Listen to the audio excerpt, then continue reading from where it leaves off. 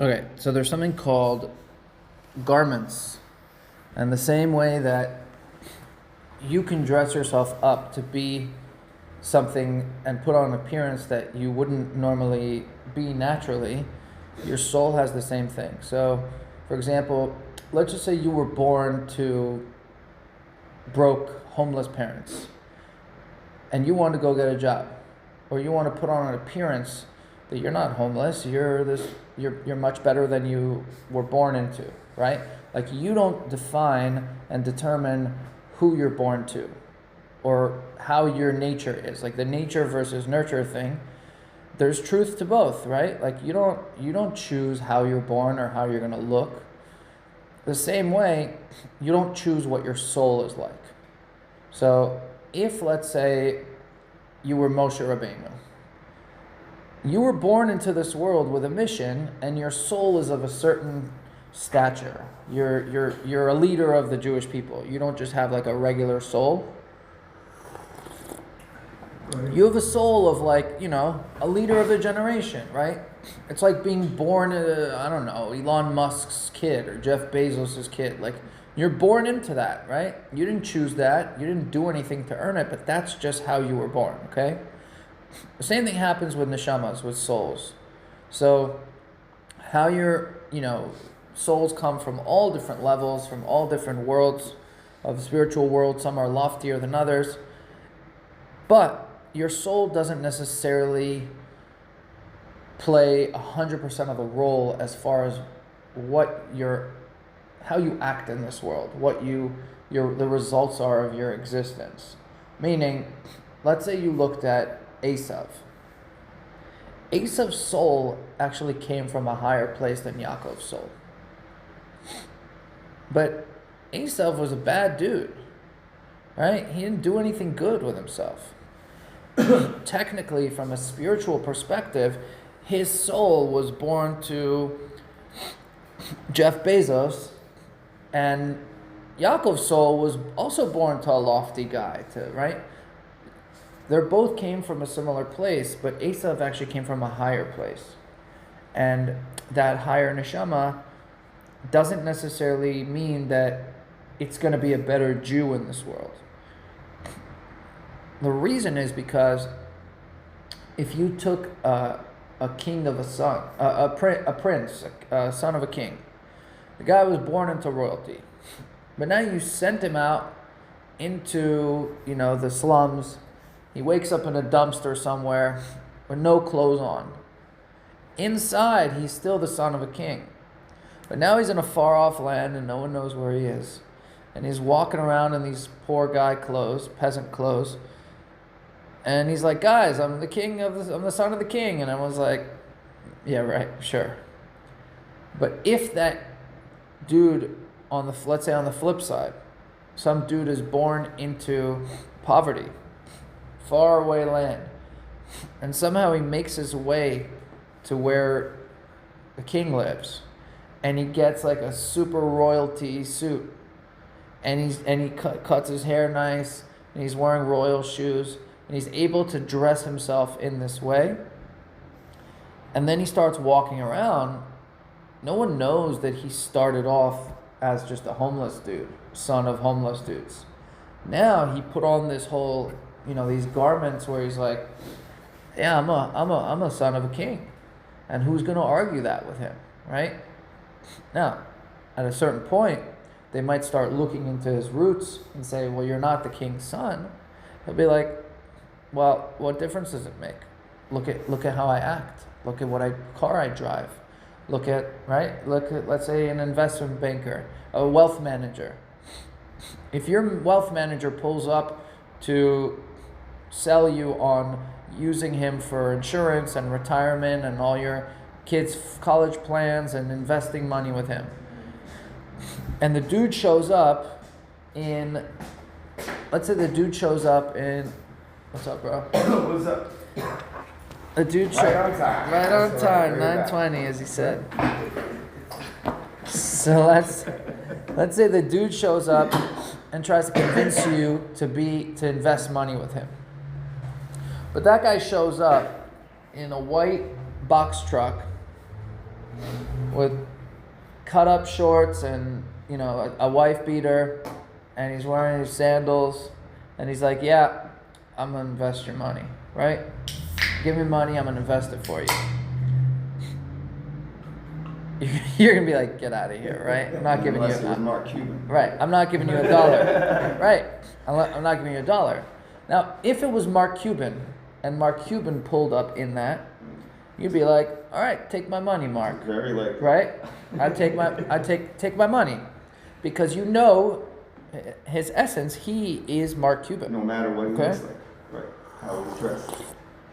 But if a Joe Schmo pulls up and he's not Mark Cuban, meaning he didn't come from the soul, he doesn't have some super lofty soul, he's just some random dude who worked hard to try to get somewhere, but the dude shows up in a Mercedes S600, and he's all suited up, 3-piece Barney Stinson suit, and he's wearing nice, you know, Ferragamo shoes, and he looks good, his hair's all done up, and he comes in, and he sells you on a story, you're most likely going to fall for that. If he dressed or I dressed like that, who's I know you and you know you. right? But what I'm saying is, if you came into a room of people you don't know, and all of a sudden you were suited up, the top gear, you rented, even though you rented it, you rented an S600, you pull up in style, you could sell people on your services, right? Because you're putting on an image of something that there's a garbage behind you. I got you. You're putting on an image. Now you're expressing yourself in a way that says, hey, it doesn't matter where I came from. Right. What was that Will Smith movie where he's poor and he does the Rubik's Cube and he wears a suit and this kid sleeps in the bathroom? Pure something, or starts with a P. Whatever it is, right? Pursuit of happiness. Okay, so in Pursuit of Happiness, right? It doesn't. He walks up and he's like, "I'm gonna work my way over," but he shows up in a suit and right. Doesn't matter that he lives in the subway. So that is exactly how it is for us, right? Where you're born into, like you're spiritually, where your soul, the level of your soul, which obviously can help you, right? Because a Mark Cuban doesn't necessarily have to suit up because he's Mark Cuban. He has a track record that gives him knowledge, right? If you were born into as Mark Cuban's son, just because you lived in Mark Cuban's house, you'd already have some knowledge of how to invest in things and what makes business sense, right? You wouldn't necessarily have to go and learn that because it's natural to you. If you're not born into that, it might not be natural to you. So being close to God might be something that is super easy for certain people. Their souls stem from a place where that's kind of second nature to them. Some people are born like, hey, you know, if all the Jews are the bot or make up one comprehensive body as a nation, some people are the feet of the generation. Some people are the head or the heart or the shoulders of the generation. Those people get a head start. Like, did you ever see that video about the PE coach? The PE coach where he's like, let me explain privilege. And he has a bunch of people, all public school. They line up. He goes, okay, I want to explain privilege to you. So he goes and he says, okay, everyone's on the same line. We all start from the same place. And he goes, okay, if your parents are married, take one step forward. And then a bunch of people take a step forward. And he's like, if your parents have 2 cars, take one step forward. And he keeps saying all these things that differentiate like upper and middle and lower class, right? And he's like, okay. And at the end of the thing, you got a bunch of, black kids in the back with no fathers. And you got a bunch of people with divorced parents. And you got a bunch of people with blah, blah, blah, blah. And basically it's like a bunch of white boys all the way in the front, privileged white boys. And he goes, look, we're all going to start the race from these positions. And Anyone can win this race.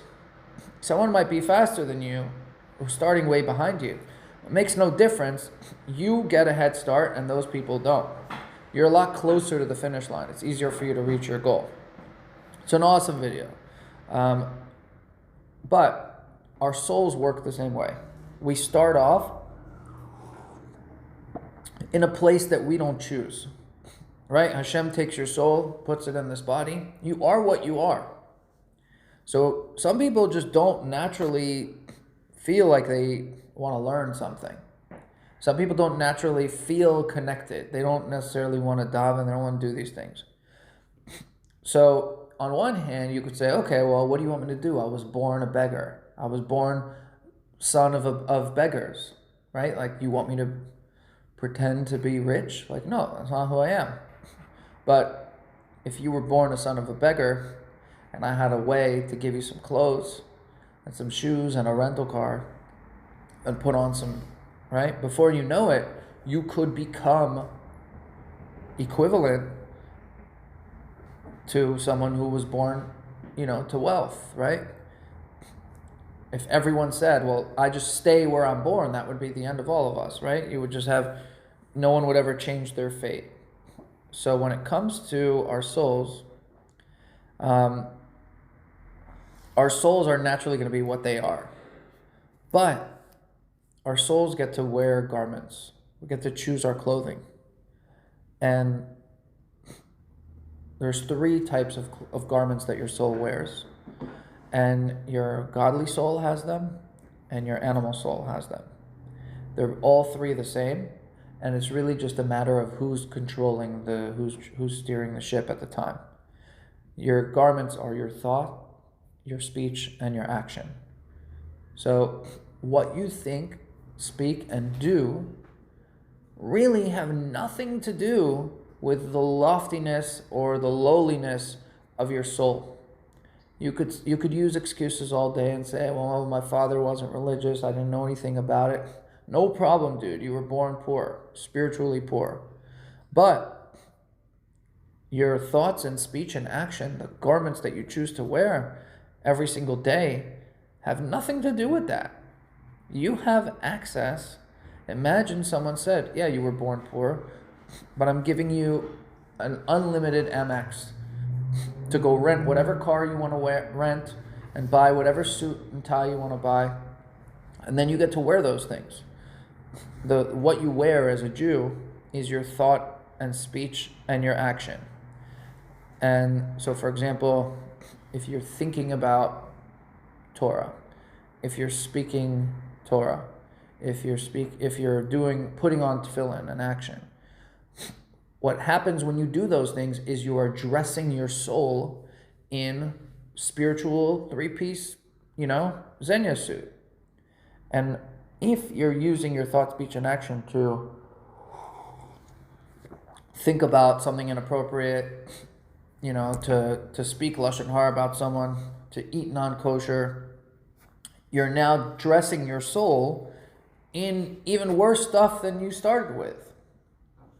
So how you dress yourself has everything to do with what you choose and has 0 to do with what you were born into or what was predetermined or predestined for you.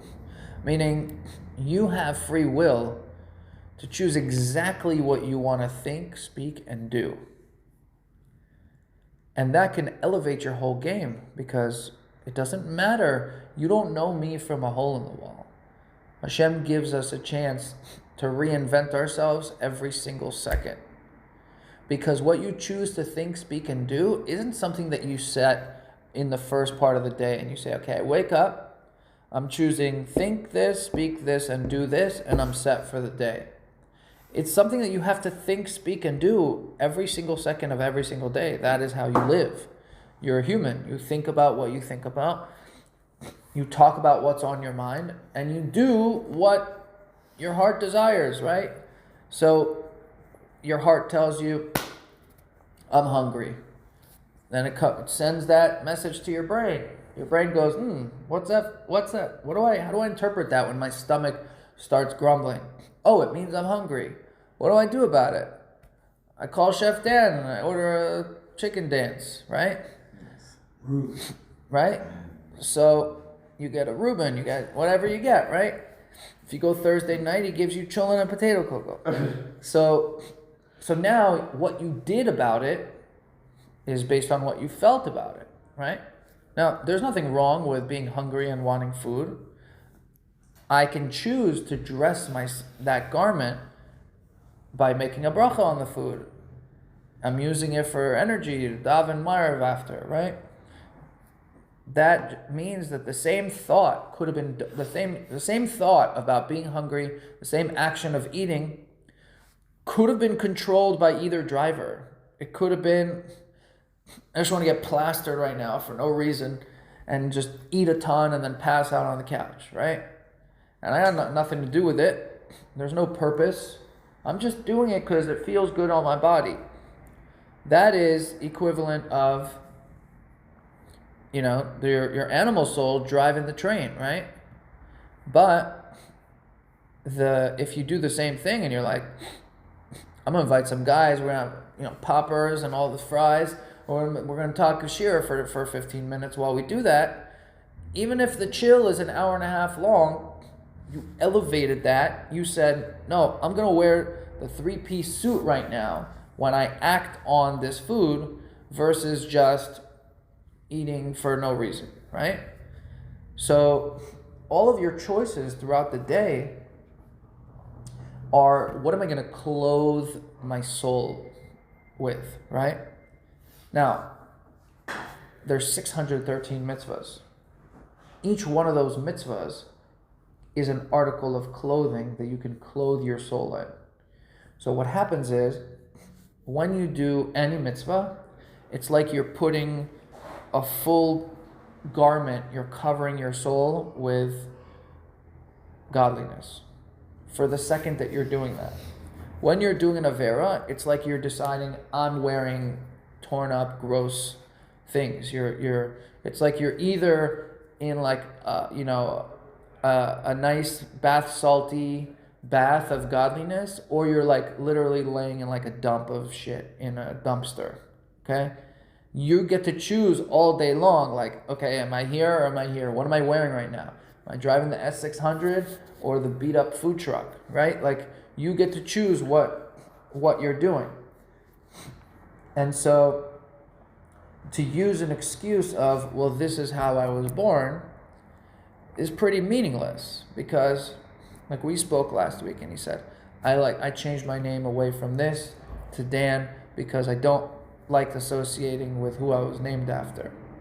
I said, okay, but who you were named after, yeah, it might have, and your essence might have established a baseline for you. You might have to start the race 4 feet behind the privileged dude who was born into, the Golden Sperm Club.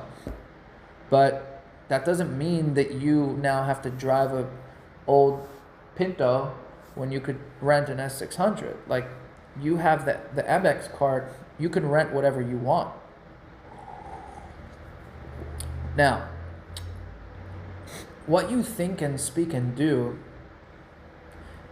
is all based on what you want, what you appreciate, what you desire.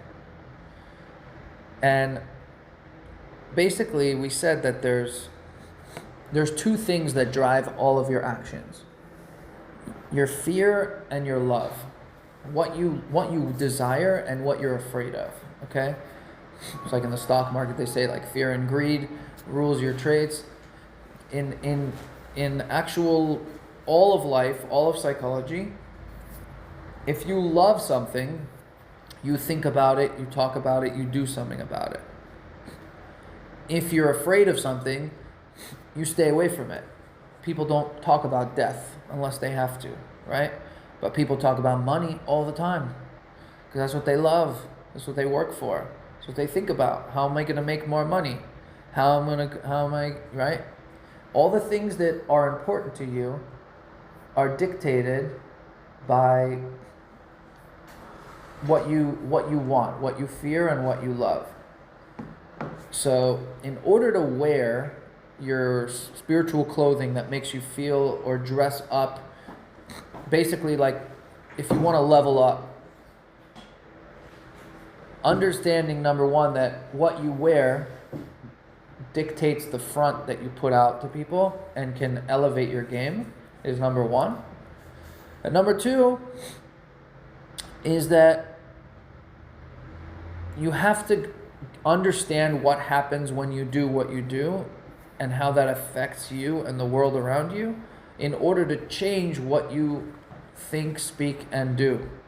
So, for example, if I told you today that there's something called crypto and if it can make you really rich really quickly so long as you learn about it and you understand the nuances and you find the right coins to buy and you buy them at the right time, you sell them at the right time.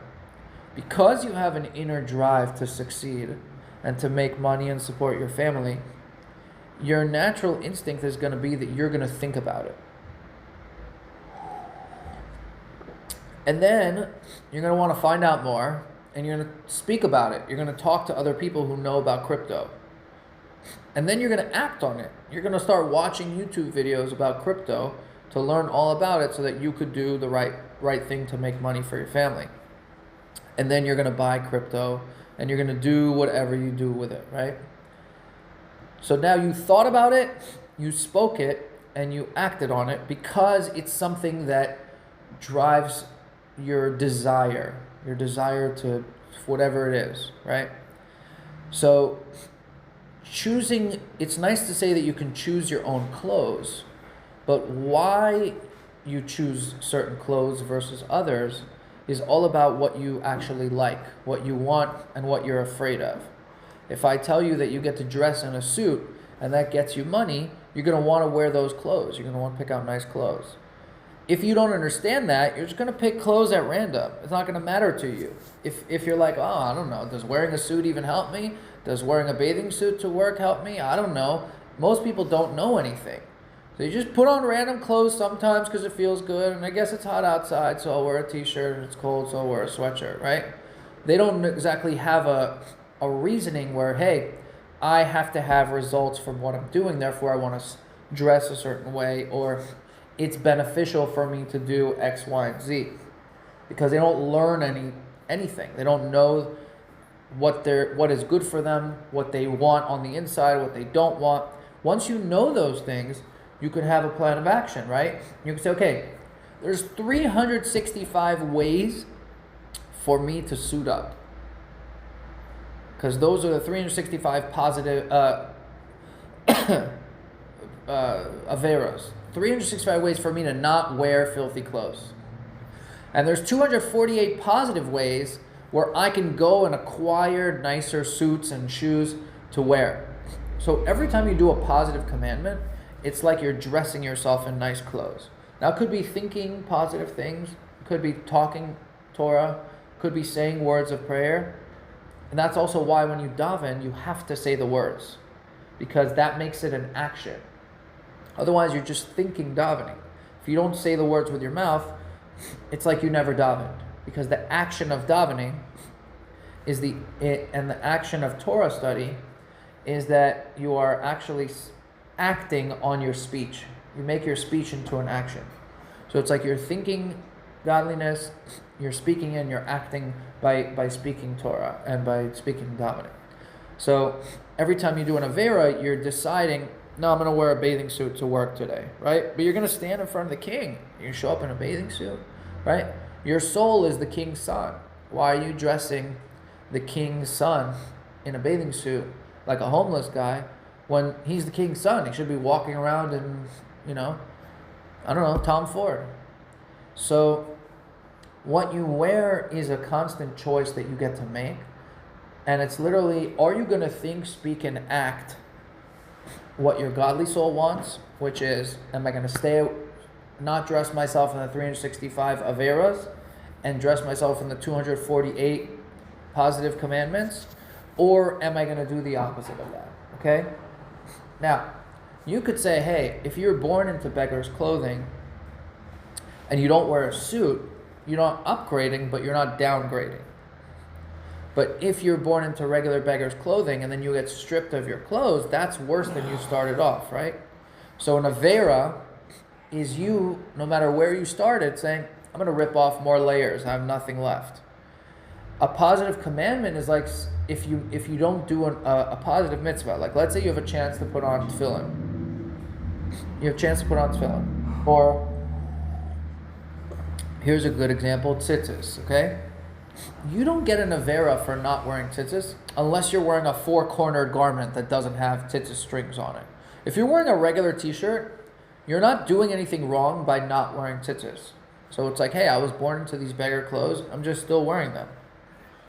But by not wearing them, by not wearing tzitzis, you're literally saying, okay, well, I could be dressed in Ferragamo all day, but I'm going to just stay in my regular clothes. I'm not losing the clothes that I have. I'm not doing an Avera, but I'm definitely not suiting up. Like, someone's literally handing you the freaking suit and is like, yo, level up. And you're like, no, I'm good. Right? Someone's saying, yeah, you drove here in a Camry, take the Lambo for the day. Nah, I'm good. Mm-hmm. Right? Everyone's going to take the Lambo. Mm-hmm. The Urus, so you're in an SUV, so it's comfortable. Wow. You're in an SUV, a comfortable one. It's more responsibility. Not really, not when it dresses your soul that way. You have the responsibility Does it drive either. you? You have the responsibility either way. Either way, you got to be dressed in something.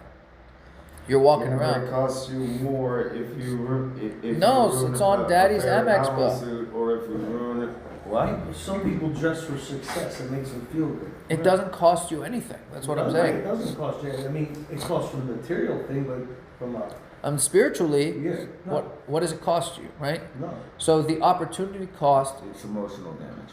Okay, the You have opportunity. to constantly think, I gotta take care of this. I gotta take care of this. If you have something What less. if you were? If I go to work in an Armani suit, how does that make sense? I know I'm getting it dirty. I know what I'm getting myself into. So I'm gonna wear something that I'm expected to get dirty, right? That's because you're thinking of your work as a work that is I'm working in a kitchen, I'm sweating up, I'm getting dirty, I'm working with Right. food. I'm not going to paint the house. Right, but your soul isn't a chef. Your soul is the son of a king. Your body here, yeah, your daily job is to be a chef, and yeah, you get dirty. You don't tell a painter to wear a 3-piece suit. Right. He wears a painter's outfit. But we're talking about your soul. Your soul is royalty. It's a son of the king. So, and the son of the king of all kings. So your soul doesn't need to sit in a kitchen and or go paint a house. Your soul is royalty. It's supposed to be in the palace. So you're gonna say, okay, great. Well, So royalty has to do dirty jobs too. I don't know where you get that from. What? Game of Thrones. Okay, fine. So I don't watch that. I started it like 9 times. I can't get past the first episode. It's fantastic. What show? Game of Thrones. Game of Thrones. Yeah, I did the same thing and then I got past it. You can't do it. Anyway, the point is that your soul is a son of a king, and so it's supposed to dress in royal clothing. Now, it can choose to degrade itself by thinking, speaking, and acting things that aren't in line with what the king wants, or it can rise to the occasion. Either way, you're thinking, speaking, and acting all day, every day of your whole life. There's no way around it. You're doing it anyway. It's just, which way are you going to choose to do it? Are you going to choose to level up, or are you going to choose to degrade your wardrobe? And anyone who says, well, I wasn't born in the palace, I was born in the dumpster in some faraway land, that's cool, but now the clothes are accessible to you, right? There are Jews. I have a friend named Ben. Ben grew up in Owens Mills. We played hockey together. Ben had his bar mitzvah at age 30 at a hockey tournament that I took him to, that I put tefillin on him for the first time. He'd never even seen tefillin before, okay? This guy was born a beggar's child in a beggar's land, in a dumpster. He didn't even see that there was other clothing you could wear, right? It's not his fault. That's where he was born, right? So I can't say, hey, dude, there's a suit supply right across the street from your house and you're ignoring it. He doesn't even know. He can't even see the store.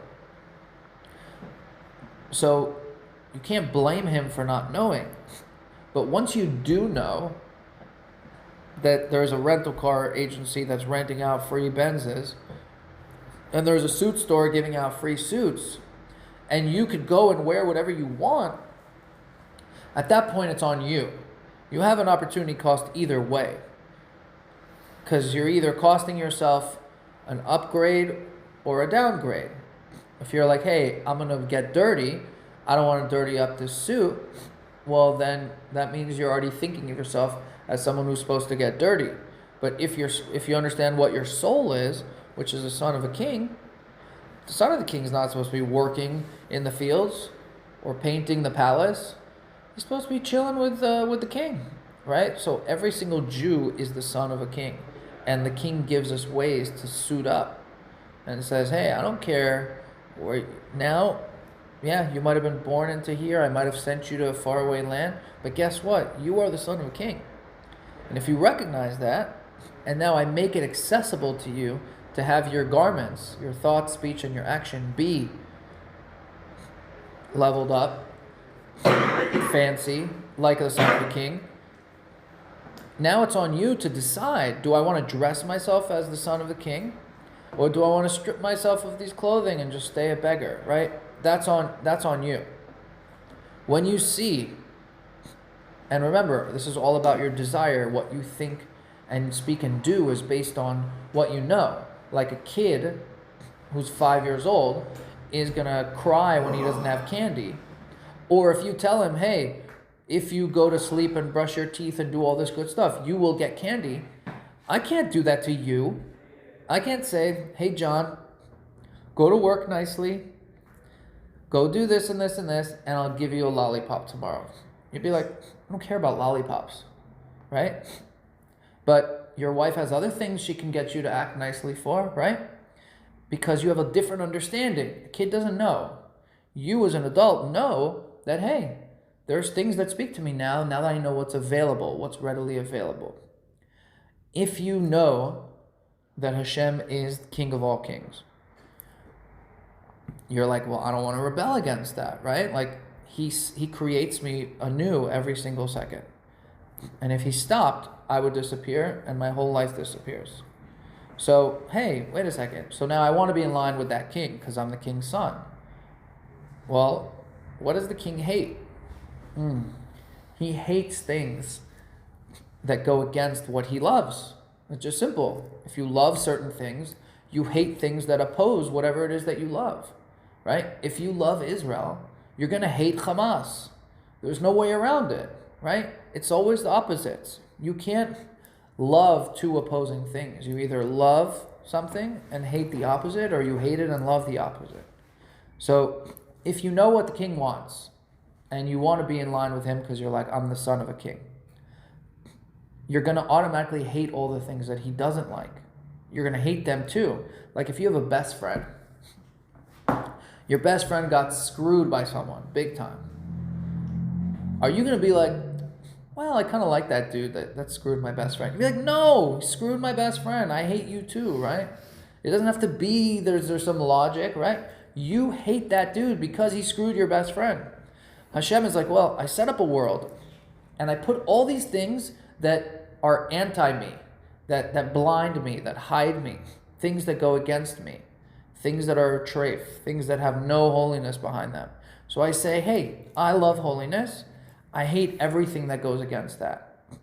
If you're the son of a king and you're like, dude, these things are against my dad, they oppose my dad, I don't care what they are, I don't want them, right? And then you get to choose and you say, okay, well, guess what? I'm staying away from certain things. And I don't want to think about them. I don't want to talk about them. I don't want to do anything for them. I don't want to wear poor person clothes and go live with the poor people who are trying to revolt against my dad. And then your dad's like, oh, by the way, since you love me, here's a whole bunch of list of chores, missions that I need you to do for me. Because you love me, every time you do one, I'm going to give you another nice suit to wear. Another piece of royalty to dress yourself in. Now those things are all just commandments. What am I doing all day long? This whole thing is super practical. Hey, you want to elevate yourself to a super high level? Like, what is more admirable in your eyes? Some dude who was born poor and made himself into a billionaire, or some dude who was born a billionaire and then turned into more billions? Obviously, the guy who started with nothing, right? So every single one of us pretty much started with nothing. And we have a chance to be self-made. We have a chance to be our own billionaires on our own. And it's just a matter of, what are we choosing to wear? Are we suiting up every day? Or are we just gonna, say, well, sorry, I was born broke to broke parents, and that's how I was born. Like, that's just my nature, right? Like, no, you have a chance every single second of every single day to keep leveling up and make yourself into a spiritual billionaire, which is why it says that where a Baal Tshuva stands, even a big tzaddik can't stand, because a Baal Tshuva started with nothing, and he worked his way up, and he's like, hey, I don't care what I was born into, I can be great. If every Mark Cuban said, sorry, I was born into this, I'll never be anything, then it would be hopeless. You'd have no self-made anything. But those are the people who get the most respect, because they weren't born into it and they did it on their own. So Hashem gives us a Torah, and he says, hey, Mark Cuban, you want to be successful? Learn about business. Learn what works. Then you want to do all these things to reach your goal. If Mark Cuban never learned anything about business, he could want to be the most successful guy ever because that's what he wants for himself, but have no idea how to go about it. So if you want to dress yourself in spiritual Ferragamo, you have to understand what it is that the king even wants from you. How do I dress myself in this? You have to know where the clothing stores are. You got to know where to rent the car and which cars are nice. If you don't learn any Torah and don't understand what Hashem wants, and you're not willing to put in the work to find the stores, then okay, you can have good intentions. You're never going to get where you want to get to. If you want to make your restaurant into 400 restaurants, you have to understand how to create a franchise. You have to go raise money. You have to understand how to scale. You gotta learn about all these things, how you want to achieve your goals, right? The reason most Jews are living super uninspired is because they don't learn anything. They're like, okay, I know I walk into this store on this day, I rent this car, I drive the same lane every day to work. That's what I do. But if they actually learned and were like, oh my God, there's all these other stores. I thought that the Lexus was the best brand. I found out about Range Rovers, right? Oh my God, I want to go there, right? I just found out you can get a Porsche Cayenne GTS, right? You can go 600 horsepower, 0 to 60 in 3.5 seconds. I thought I was going fast before. I didn't realize. Show me one person who goes into work and says, my first job out of college, I make $40,000 a year, and I'm comfortable. I like it. For the next 60 years, I just want to do that one job. I want to make my same $40,000. I want to stay there forever. Except most of modern Orthodoxy is living that life. Most of Orthodoxy is living that life. They got one job they were born into out of college because their dad was a janitor somewhere, and they're janitors too, and their kids are going to be janitors, and they're like, okay, kids, look, when you grow up, you'll be a janitor like me. It's not inspirational. There's no aspirations there. It's, you're going to stay a janitor, this is what we do. We make Kiddush on Friday night, and we go to shul, maybe put on tefillin once a week or not, or a bar mitzvahs or whatever. But just remember, you're always going to be a janitor, and you can't ever not be a janitor. Right. A kid's going to be like, well, I just found this hot Catholic chick. She says I don't have to be a janitor. Janitor is not that appealing. But what do you expect is going to happen? You've literally sat and done the same thing for your entire life.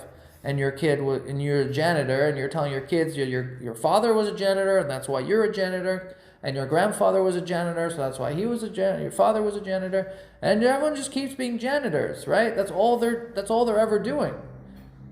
It's not so appealing. What if the janitor finds out, though? The son finds out that, hey, okay, my dad was a janitor, my grandfather was a janitor, this is what we've done, and I guess that's why I'm going to keep doing it. But then he learns that the janitor has a boss, and that boss has another boss, right? And he can make something of himself. Maybe he doesn't want to be a janitor. Maybe he decides he's going to be a lawyer. How does he even know unless he knows what a lawyer is, what you do with it, how it makes you money? If he expands his knowledge and changes what he knows intellectually, that's going to change his desires. He's going to say, well, I don't want to be a janitor anymore. What do you mean you don't want to be a janitor? You wanted to be a janitor? No, I was just kind of born into thinking, because that's all I knew. I was the 5-year-old who wanted the candy, so great, I'll keep being, going to brushing my teeth and going to sleep so I can get a candy the next day, right? If the Jew never finds out that there's things better than lollipops, then how do you expect him to do anything like that? Which is why it's important to learn, so you actually see what's out there and what your opportunity is. And that, the more you understand what Hashem is, the more you understand what you are, which is that you're the son of the king.